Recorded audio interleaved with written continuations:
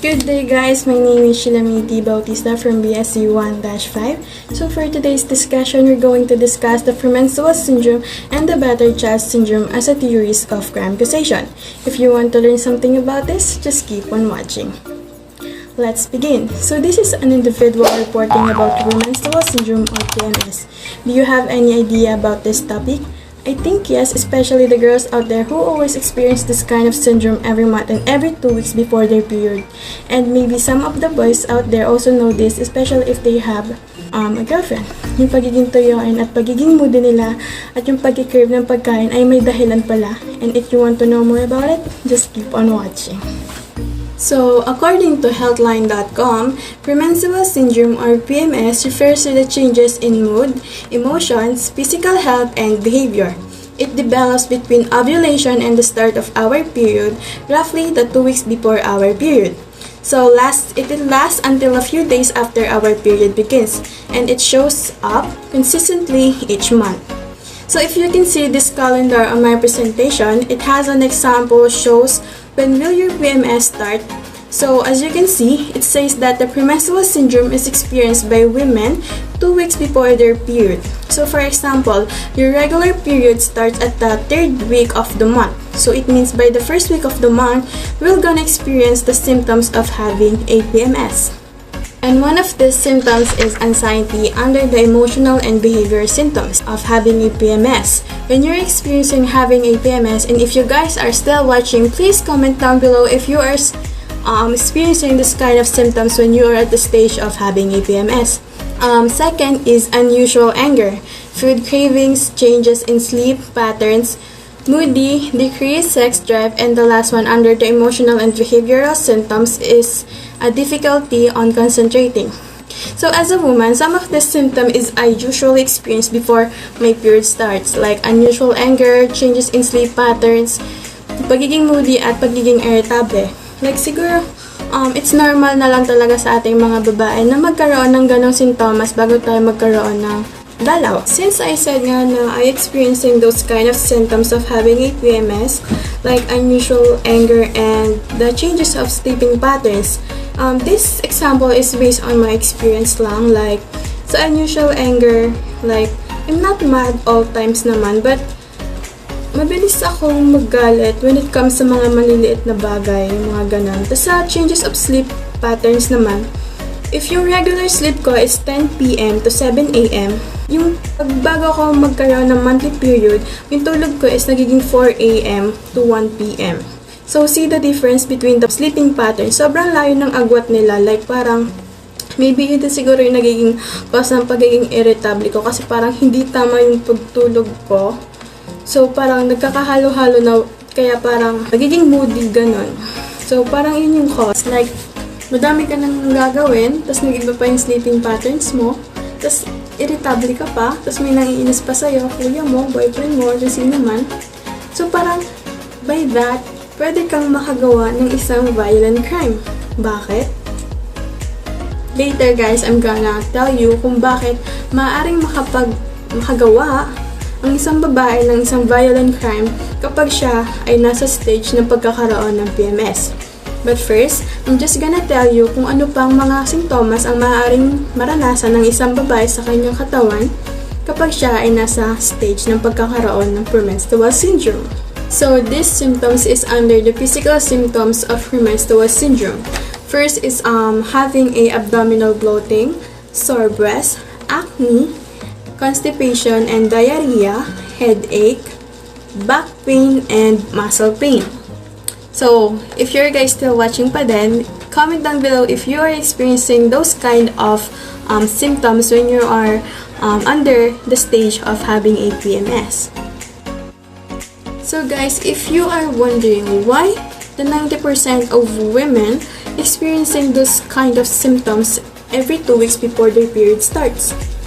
So, according to theories of having a PMS, this is the reason why some of the women experiencing those kind of symptoms. First is the cyclical changes in hormones, chemical changes in brain, and existing of mental health condition. So, why PMS is related to theories of crime causation? It ito yung sinasabi ko sa inyo kanina na bakit makakapag-commit ng isang babae ng crime if she is under the stage of having a premenstrual syndrome. So the reason is the symptoms of premenstrual syndrome such as emotional, behavioral, and physical can cause a person to do a crime for the reason that she is in the stage of having a premenstrual syndrome. So, yun nga, imagine na parang you have emotional and behavioral symptoms and also have a physical symptoms at the day. Tapos parang, yun nga, may nangiirita pa sa'yo. So, you have a chance na makapag-commit ka ng crime. So, yun yung reason kung bakit nakakapag-commit ng crime yung isang babae kapag nasa stage siya ng pagkakaroon niya ng premenstrual syndrome. Pero alam niyo ba, na kapag ang isang babae ay nag-commit ng crime during her stage of having a premenstrual syndrome, maaari niya yung gamitin as a defense para hindi siya magkaroon ng charge bilang isang kriminal. Because she is under the premenstrual syndrome, when she can control those emotional, behavioral, and physical symptoms. So, kapag umabot na siya sa limit niya, may chance na makapag-commit nga ng crime ang isang babae. But even if we can use it as a criminal defense, huwag naman sana natin gawing way ito para makapag-commit ng crime. And try to have more patience because we will gonna experience this premenstrual syndrome until we reach the menopause stage. So ladies, have some patience and we can do this and we can overcome this premenstrual syndrome. So that's it for our individual discussion about premenstrual syndrome. I hope you learned a lot about this topic and see you in the next video about the battered child syndrome. So this is the continuation of my individual reporting, and this discussion is about the battered child syndrome. Do you have any idea about this?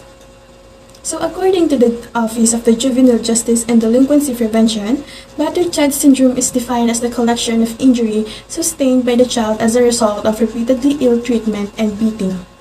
So if the injury sustained by a child indicate intentional trauma or appear to be worse than reasonably expected to result from an accident, battered child syndrome should be suspected.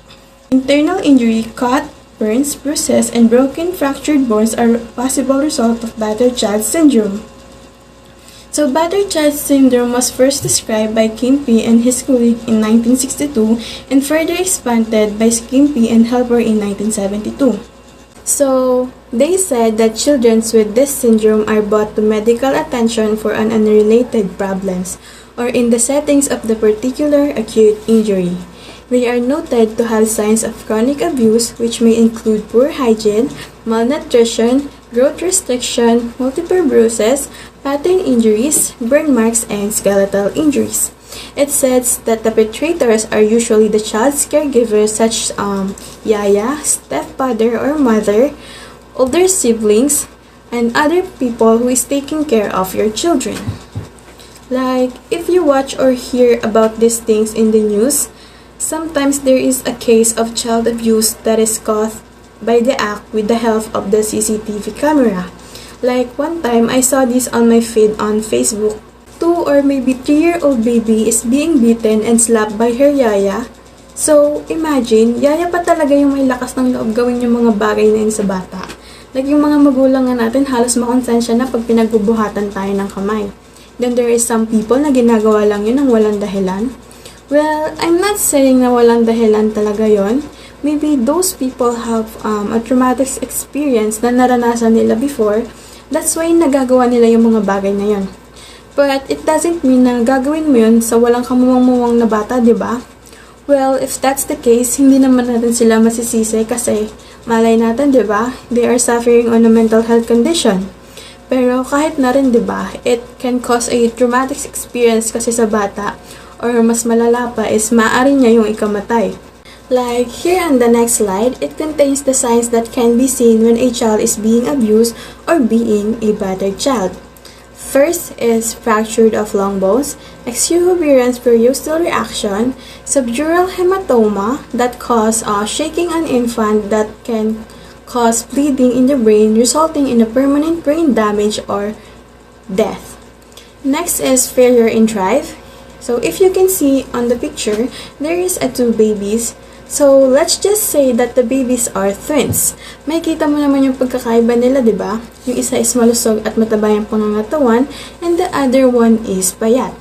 Next is soft tissue swelling or pamamaga, bruises, retinal hemorrhage, which occurs due to violent attacks, and the last one is pulmonary infiltrates. So now, we're done in physical signs that we can see if a child is being abused. Let's proceed to the emotional effect of child abuse. First is isolation, fear, distrust, educational difficulties, low self-esteem, depression, trouble forming, and hard on maintaining relationship. So, I'm just gonna give you some example lang about this emotional effect of being a battered child syndrome. And this happens to my old friend. So, nakwento niya na sa akin before na hirap siyang umintindi sa mga bagay-bagay when it comes sa mga studies. Like, the lesson that she takes in elementary and high school is halos wala daw siyang maintindihan. And based on her reaction is makikita mo talaga na she has a low self-esteem. And she also shares that she has so many suicidal attempts because of her depression. And lastly, about having relationship with other people is hirap siya. Like, to the point naman na makikita mo na konti lang yung mga kaibigan niya. Like, bilang lang talaga sa 5 daliri, including me. So, you see guys, sobrang laki ng impact nun sa bata. Kaya if ever man na some of you guys has experienced those kind of abuse, huwag naman sana natin gawin iyon sa mga magiging anak natin because it will just happen again and again. So, we have here 8 factors that may increase a person's risk of becoming abusive, including a history of being abused or neglected as a child. Second is physical or mental illness such as depression or post-traumatic stress disorder or family crisis or stress including domestic violence and other marital conflicts or single parenting. So like if you experience those kinds of abuse and if you're gonna do the same in your child, so it has a chance na magagawa niya din yun sa magiging anak niya. So, paulit-ulit lang din yung mangyayari, di ba? So, if ever na mag-aanak kayo, just think more than 10 times if sure na ba talaga kayo and maybe think if you are emotionally, physically prepared about this matter. Anyways, let's proceed to the next slide. So, why battered child syndrome is related to the theories of crime causation? So, according to the National Institute of Justice, child abuse or being a battered child syndrome may increase the risk of adulthood crime. Why? It is because maaari kang makapag-commit ng homicide sa pananakit mo sa bata. And by any chance na nauntog yung ulo niya sa pananakit mo is maaaring maging cause yun ng pagkamatay niya. Kaya nga meron tayong batas about dyan, diba? Which is the Republic Act 7610 or the Special Protection of Children Against Abuse, Exploitation, and Discrimination Act. Because once you violate this law and found out that you are guilty, you may have a violation charge and you are required to pay a bail of the amount of 200,000 and above. So this is the end of my individual reporting about the battered child syndrome. I hope you learned something about this discussion. So, and I hope you have a blessed day everyone. So, thank you for listening and here I'm gonna end my discussion.